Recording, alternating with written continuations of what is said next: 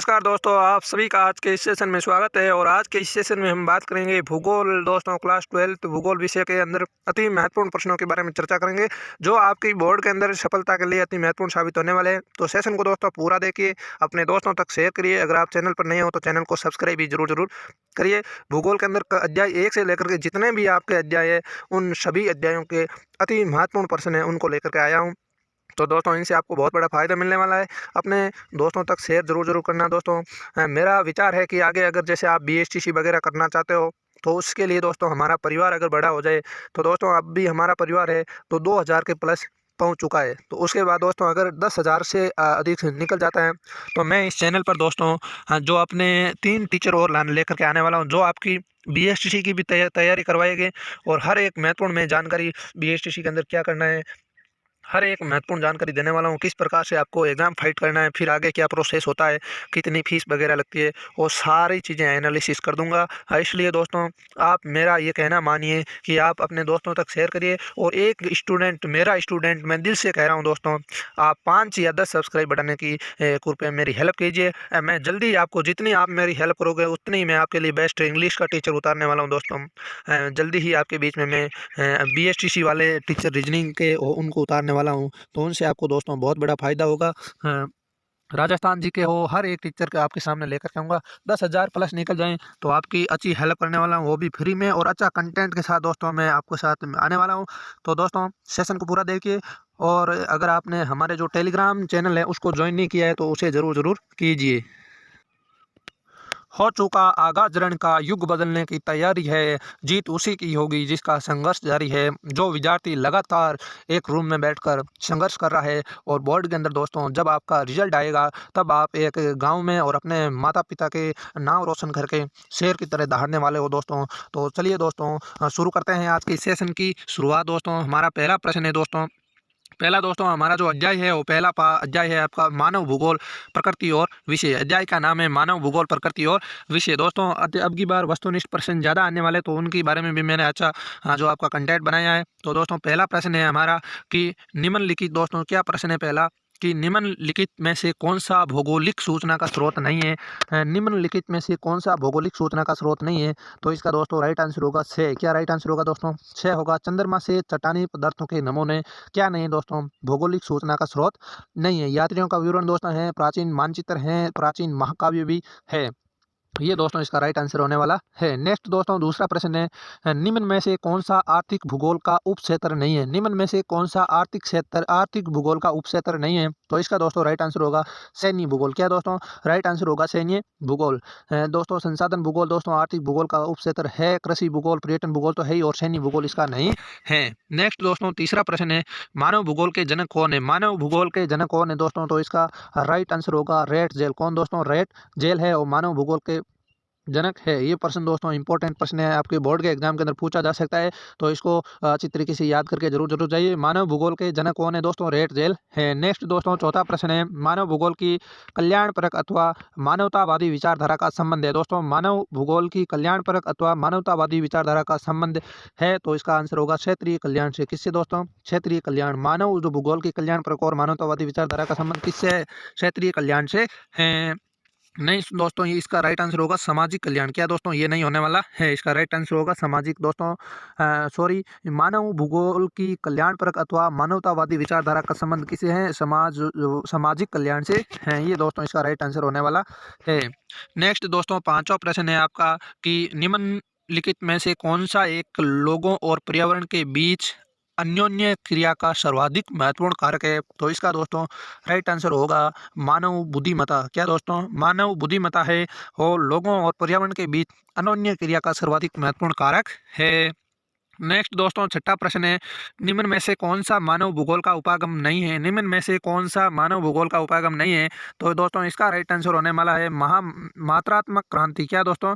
मात्रात्मक क्रांति है, और मानव भूगोल का उपागम नहीं है। नेक्स्ट दोस्तों सातवां प्रश्न है हमारा कि मानव ने प्रकृति के आदेशों के अनुसार अपने आप को ढाल लिया है, इस प्रकार आदिम मानव समाज और प्रकृति की प्रबल शक्तियों के बीच अनोन्य क्रिया को क्या कहा जाता है दोस्तों? पर्यावरणीय निश्चयवाद कहा जाता है। ये दोस्तों इसका राइट आंसर है। क्या कहा जाता है दोस्तों? पर्यावरणीय निश्चयवाद कहा जाता है दोस्तों। ये आपका खाली स्थान है, तो अच्छी तरीके से दोस्तों याद कीजिए, आपको बहुत बड़ा फायदा होने वाला है। नेक्स्ट दोस्तों 8वां प्रश्न है, भूगोल के उत्तर आधुनिकवाद का उदय किस दशक में होता है दोस्तों? तो 1990 के दशक में होता है। किस दशक में होता है दोस्तों? 1990 के दशक में होता है। ये दोस्तों आपका राइट आंसर होने वाला है। नेक्स्ट दोस्तों 9वां प्रश्न है राजनीतिक भूगोल के निर्वाचन भूगोल वह सैन्य भूगोल उपक्षेत्र है दोस्तों। राजनीतिक भूगोल के दो उपक्षेत्र है, कितने दोस्तों? दो उपक्षेत्र है। पहला उपक्षेत्र है निर्वाचन भूगोल और दूसरा है सैन्य भूगोल। तो आपको खाली स्थान के अंदर बनना है कि राजनीतिक भूगोल के निर्वाचन भूगोल और वह सैन्य भूगोल दो क्या है? उपक्षेत्र है। ये दोस्तों इसका राइट आंसर होने वाला है। नेक्स्ट है 10वां प्रश्न है आमूलवादी विचारधारा ने निर्धनता के कारण बंधन और सामाजिक असमानता की व्याख्या के लिए किस सिद्धांत का दोस्तों? मार्क्स सिद्धांत का उपयोग किया है। ये दोस्तों इसका राइट आंसर होने वाला है। नेक्स्ट दोस्तों मैं बात करता हूँ आपके लघुतरात्मक प्रश्न, पहला पार्ट है अध्याय, उसके लघुतरात्मक प्रश्न क्या है उसके बारे में चर्चा करने वाला हूँ दोस्तों। पहला आपका प्रश्न होगा रेड जेल के अनुसार मानव भूगोल की परिभाषा दीजिए दोस्तों। काफ़ी अच्छा प्रश्न है, एग्जाम के अंदर पूछा जा सकता है। रेड जेल के अनुसार मानव भूगोल की परिभाषा दीजिए। तो दोस्तों इसका राइट आंसर होगा मानव भूगोल मानव समाजों और धरातल के बीच संबंधों को संश्लेषित अध्ययन है दोस्तों। मानव भूगोल क्या है? मानव समाज और धरातल के बीच संबंधों का संश्लेषित अध्ययन है। ये किसके अनुसार परिभाषा दोस्तों? रेड जेल ने ये परिभाषा दी है। नेक्स्ट दोस्तों दूसरा प्रश्न है एलन सी सैंपल के अनुसार मानव भूगोल की परिभाषा दीजिए। एलन सी सैंपल के अनुसार मानव भूगोल की परिभाषा दीजिए। तो दोस्तों इसका राइट आंसर होगा मानव भूगोल अस्थिर पृथ्वी और क्रियाशील मानव के बीच परिवर्तनशील संबंधों का अध्ययन है। क्या दोस्तों इसका राइट आंसर होने वाला है कि आपका मानव भूगोल है वो अस्थिर पृथ्वी और क्रियाशील मानव के बीच परिवर्तनशील संबंधों का क्या है? अध्ययन है। ये दोस्तों किसके अनुसार है? एलन सी सैंपल के अनुसार मानव भूगोल की परिभाषा है। दोनों परिभाषा इंपॉर्टेंट है, आपको याद जरूर करनी है। नेक्स्ट है दोस्तों हमारा तीसरा प्रश्न है पर्यावरणीय निश्चयवाद किसे कहा गया है? पर्यावरणीय निश्चयवाद किसे कहा गया है दोस्तों? ये जो आपके प्रश्न है इंपॉर्टेंट प्रश्न है दोस्तों। शेखावटी मिशन 100 के प्रश्न है दोस्तों, अति महत्वपूर्ण प्रश्न है दोस्तों। क्या है ये दोस्तों? जो प्रश्न है ये आपकी मक्खन है। क्या है? 1 साल की गई मेहनत की ये मक्खन है जो आपके बीच साथ में प्रस्तुत कर रहा हूँ दोस्तों। दिल और दिमाग दोनों लगाकर याद कीजिए दोस्तों, एग्जाम के अंदर प्रश्न आने वाले ऐसे इसके अंदर प्रश्न है दो, यहाँ से हूबहू एग्जाम के अंदर आपको टपकने वाले हैं। तो दोस्तों एक एक प्रश्न को अच्छी तरीके से याद करने की कोशिश कीजिए दोस्तों, ये मेरा कहना है दोस्तों। प्रश्न था कि पर्यावरणीय निश्चयवाद किसे कहा गया है? तो दोस्तों इसका राइट आंसर होगा आरंभिक अवस्थाओं में मानव प्राकृतिक पर्यावरण से प्रभावित होकर प्रकृति के आदेशों अनुसार अपने आप को ढाल लिया। इसे आदिम समाज और प्रकृति की प्रबल शक्तियों के बीच अनोन्य क्रिया को पर्यावरणीय निश्चयवाद कहा गया है। ये दोस्तों इसका राइट आंसर है। ये भी दोस्तों ये सारे प्रश्न है अति महत्वपूर्ण प्रश्न है दोस्तों। मैं बार बार आपको नहीं कहूँगा कि ये प्रश्न महत्वपूर्ण है, सारे प्रश्न है जो आपकी मक्खन है, पूरी साल भर की मेहनत को आपको इसमें सफलता मिलने वाली है। नेक्स्ट दोस्तों हमारा चौथा प्रश्न है कि संभवाद क्या है, इसके जनक कौन है? क्या दोस्तों ये प्रश्न है कि संभवाद कौन है और इसके जनक कौन है? तो इसका दोस्तों राइट आंसर होगा कि मानव सामाजिक और सांस्कृतिक विकास के साथ अधिक सक्षम प्रौद्योगिकी का विकास करते हैं, दूसरे प्रकृति अवसर प्रदान करती है और इस मानव इसका उपयोग करता है तथा धीरे धीरे प्रकृति का मानवीकरण हो जाता है और इसे ही संभववाद का नाम दिया गया है। और संभववाद के जनक कौन है? पॉल विडाल डिला ब्लांस है। कौन दोस्तों ये जनक है? नाम दोस्तों काफ़ी अटपटा लग रहा है आपको, लेकिन ये आपको समझना पड़ेगा, याद करना पड़ेगा। संभववाद के जनक कौन है? Paul Vidal de la Blache. कौन है दोस्तों? पॉल विडाल डिला ब्लांस संभववाद के जनक हैं। और संभववाद की परिभाषा ये आपके सामने प्रस्तुत कर दी है मैंने कि संभववाद क्या है, और इसकी दोस्तों पीडीएफ मैं टेलीग्राम चैनल के अंदर डाल दूंगा, तो उसको ज्वाइन जरूर कीजिए। नेक्स्ट दोस्तों दूसरा प्रश्न है, नेक्स्ट हमारा जो 5वां प्रश्न है दोस्तों, ये प्रश्न क्या है कि नव निश्चयवाद क्या है और ये संकल्पना किससे प्रस्तुत की है दोस्तों? नव निश्चयवाद क्या है, ये संकल्पना किससे प्रस्तुत की है? तो दोस्तों इसका राइट आंसर होगा कि इसके अनुसार न पर्यावरणीय निश्चयवाद की दशा और न ही संभववाद की दशा है। इसका कार्य है प्राकृतिक नियमों को पालन करके हम प्रकृति पर विजय प्राप्त कर सकते हैं। ये दोस्तों नव निश्चयवाद क्या है और इसकी संकल्पना किसने प्रस्तुत की है? तो दोस्तों इसका राइट आंसर होगा कि इसके अनुसार न पर्यावरणीय निश्चयवाद की दशा है, न ही संभववाद की दशा है, और इसका कार्य है प्राकृतिक नियमों का पालन करके हम प्रकृति पर विजय प्राप्त कर सकते हैं। और ये संकल्पना दोस्तों ग्रिफिथ टेलर ने दी थी दोस्तों। किस विद्वान ने दी थी दोस्तों? ग्रिफिथ टेलर ने ये संकल्पना दी थी। कौन सी संकल्पना दोस्तों? नव निश्चयवाद की संकल्पना किसने प्रस्तुत की? तो इसका राइट आंसर होगा ग्रिफिथ टेलर ने प्रस्तुत की। नेक्स्ट है दोस्तों, छठा प्रश्न है कि सामाजिक भूगोल के 3 उप क्षेत्रों के नाम लिखिए। दोस्तों अच्छा प्रश्न है, एग्जाम के अंदर पूछा जा सकता है। सामाजिक भूगोल के 3 उप क्षेत्रों के नाम लिखिए। तो दोस्तों इसका राइट आंसर होगा कि पहला उप क्षेत्र है व्यवहारवादी भूगोल, दूसरा है सामाजिक कल्याण का भूगोल, तीसरा है सांस्कृतिक भूगोल। तीसरा क्या है? सांस्कृतिक भूगोल। पहला दोस्तों है व्यवहारवादी भूगोल, दूसरा है सामाजिक कल्याण का भूगोल, तीसरा है सांस्कृतिक भूगोल। और ये दोस्तों 3 सामाजिक भूगोल के उप क्षेत्र हैं, आपको याद जरूर करना है। नेक्स्ट है 7वां प्रश्न हमारा कि आर्थिक भूगोल के 3 उप क्षेत्रों के नाम लिखिए। सामाजिक भूगोल के आपके ऊपर दिए हैं, अब आर्थिक भूगोल के 3 उप क्षेत्र कौन कौन से? पहला है संसाधन भूगोल, दूसरा है कृषि भूगोल और तीसरा है पर्यटन भूगोल। ये है दोस्तों आर्थिक भूगोल के क्या उपक्षेत्र है? क्या है दोस्तों? आर्थिक भूगोल के 3 उपक्षेत्र है, आपको नजर आ रहे हैं, संसाधन भूगोल, कृषि भूगोल और पर्यटन भूगोल। इसको आप याद रखना ना, SKP दोस्तों। संसाधन यानी संसाधन भूगोल, के मतलब कृषि और P मतलब पर्यटन,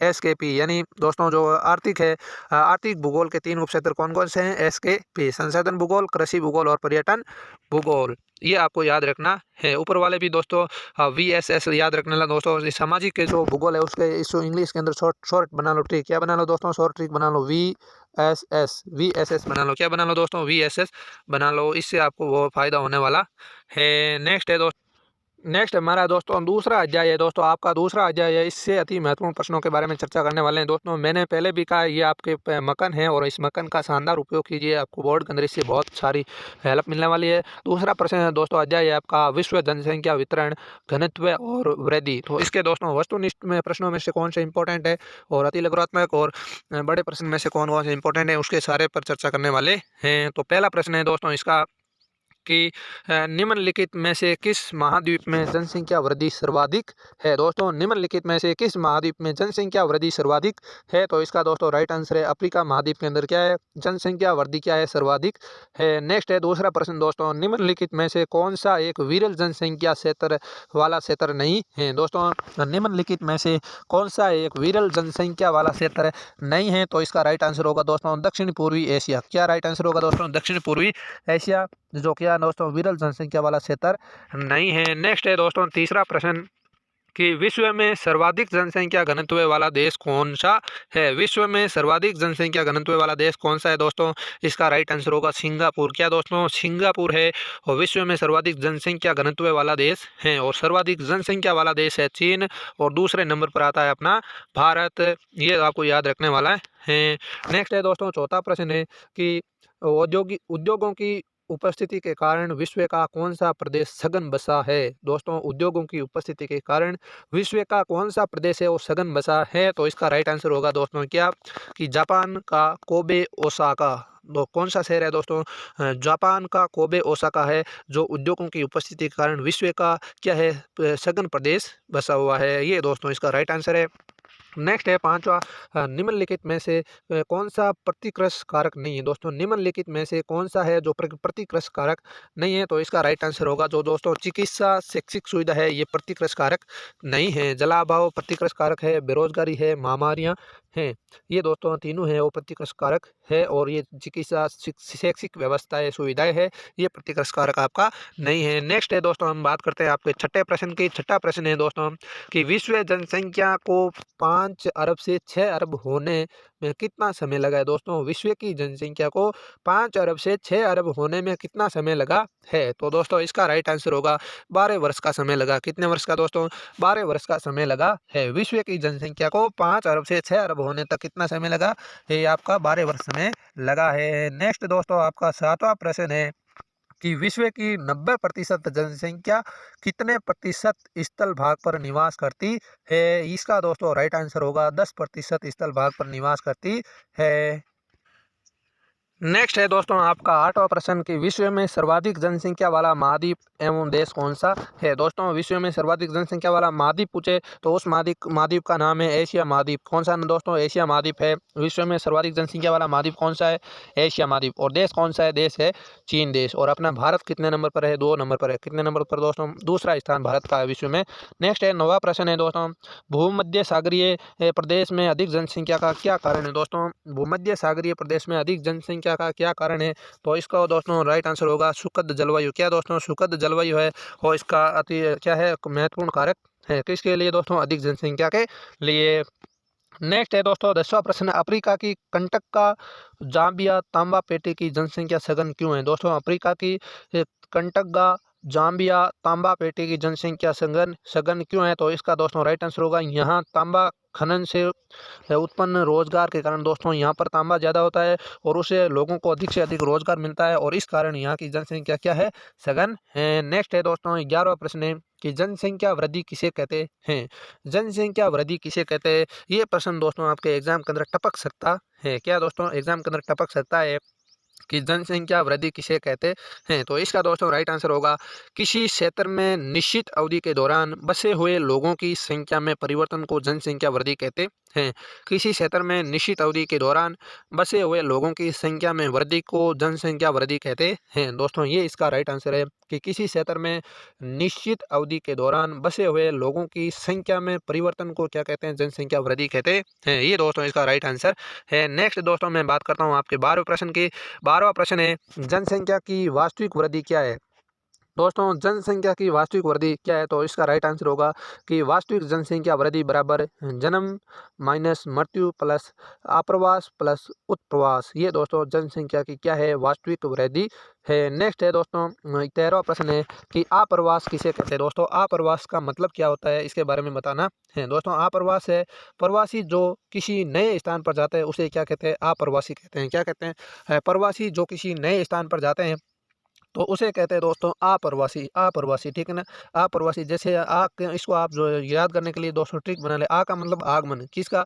यानी एक पर जो जैसे आप आज मान लो नागौर में हो तो नागौर से अगर आप जोधपुर जा रहे हो वहीं पर बसोगे तो आप क्या हो? अप्रवासी हो। प्रवासी जो किसी नए स्थान पर जाते हैं उसे क्या कहता है? अप्रवासी कहते हैं। नेक्स्ट है दोस्तों 14वां प्रश्न है कि उत्प्रवास किसे कहते हैं। उत्प्रवास किसे कहते हैं? तो इसका राइट आंसर होगा प्रवासी जो एक स्थान से बाहर चले जाते हैं उत्प्रवासी कहलाते हैं। दोस्तों इसके अंदर आपको अंतर भी पूछ सकता है कि अप्रवास और उत्प्रवास में अंतर स्पष्ट कीजिए। तो आपको ये दोनों परिभाषाएं याद रखनी चाहिए। अप्रवास क्या है? प्रवासी जो किसी नए स्थान पर जाते हैं उसे अप्रवासी कहते हैं।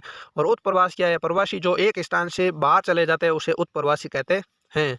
नेक्स्ट है दोस्तों 15वां प्रश्न है जनसंख्या के प्रतिक्रस कारक कौन से हैं। जनसंख्या के प्रतिक्रस कारक कौन कौन से हैं? तो इसका दोस्तों राइट आंसर होगा कि बेरोजगारी, रहन सहन की निम्न दशा, राजनीतिक उपद्रव, प्रतिकूल जलवायु, प्राकृतिक विपत्ता, महामारियां, सामाजिक आर्थिक पिछड़ापन। ये दोस्तों क्या है?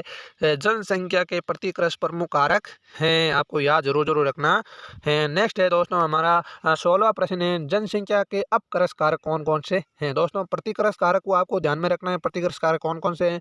बेरोजगारी, रहन सहन की निम्न दशा, राजनीतिक उपद्रव, प्रतिकूल जलवायु, प्राकृतिक विपदा, महामारियां, सामाजिक आर्थिक पिछड़ापन। ये दोस्तों क्या है? जनसंख्या प्रतिकर्ष के प्रमुख कारण हैं। और नेक्स्ट दोस्तों 16वां आपका है कि जनसंख्या के अपक्रस कारक कौन से हैं। जनसंख्या के अपक्रस कारक कौन से हैं? तो इसका दोस्तों राइट आंसर होगा काम के बेहतर अवसर, रहन सहन की अच्छी दशा, शांति और स्थायित्व, जीवन की जो संपत्ति की सुरक्षा, अनुकूल जलवायु। ये दोस्तों इसकी क्या है?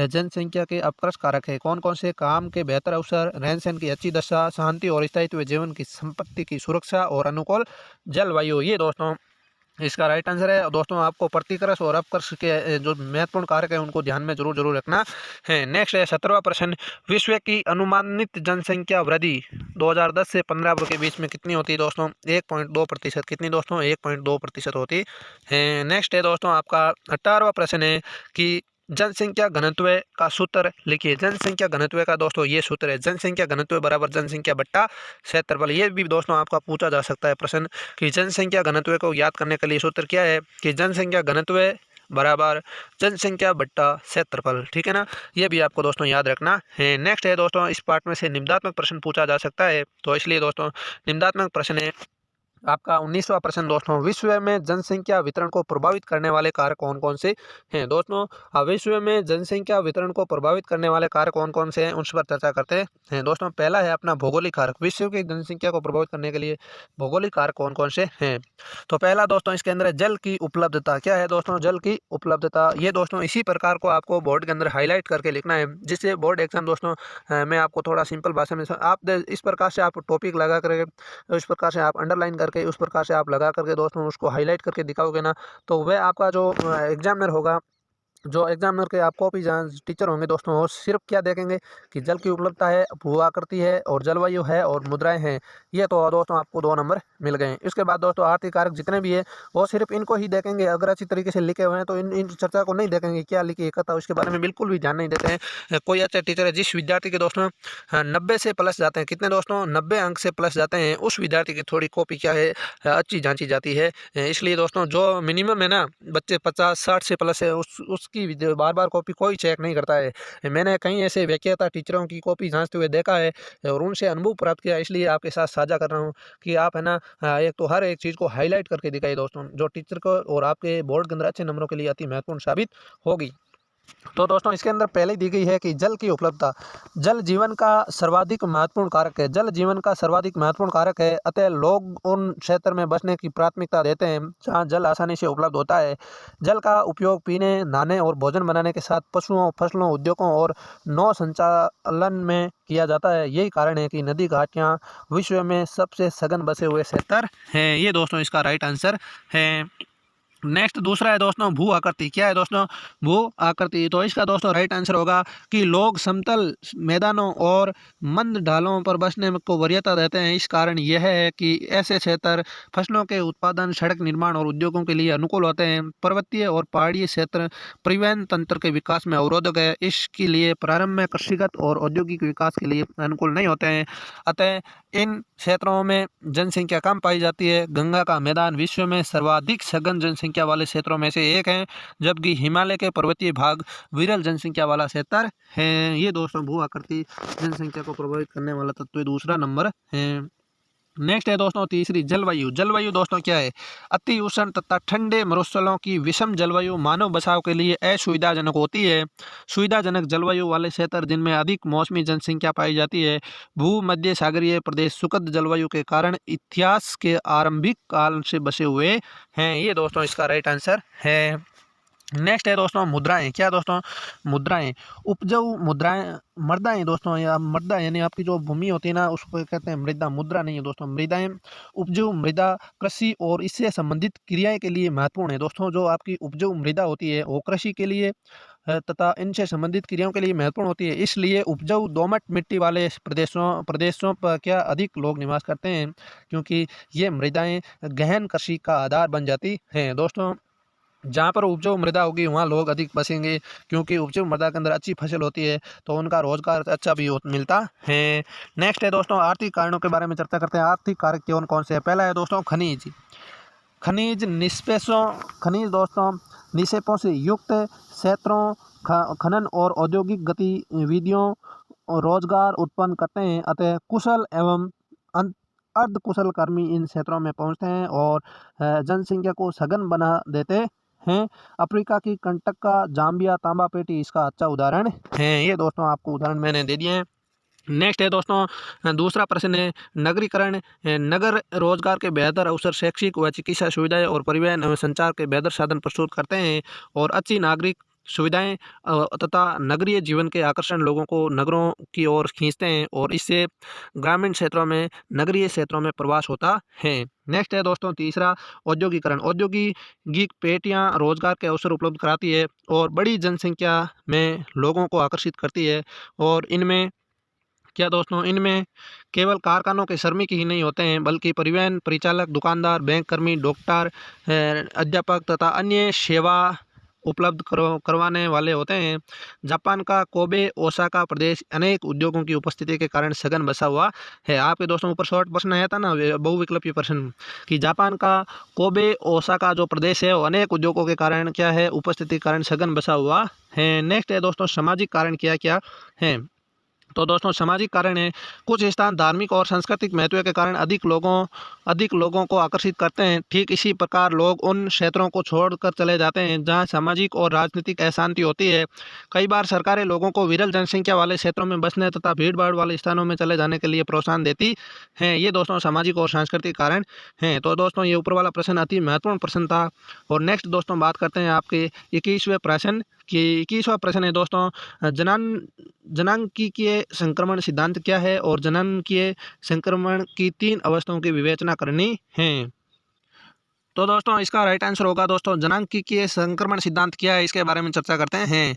तो दोस्तों यह सिद्धांत हमें बताता है कि समाज ग्रामीण खेतीहर और अशिक्षित अवस्था से उन्नति करके नगरीय औद्योगिक और साक्षर बनता है।